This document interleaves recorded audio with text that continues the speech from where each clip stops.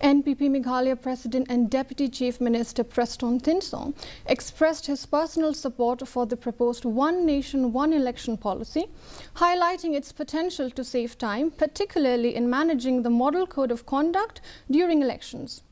He stated that holding elections simultaneously for MPs and MLAs would reduce the repetitive enforcement of the Model Code, which consumes significant time during multiple polls. I would like to see that the election is held once, okay, not twice or thrice, be it MP or be it MLA. Otherwise, if you calculate the time consumption that we have, especially in terms of Model Code of Conduct, is so much. So if we have one election, I would see that we save a lot of time. Yes, maybe for 2 months or 3 months continuously, but after that, in 5 years, only 2 or 3 months, we have the Model Code of Conduct.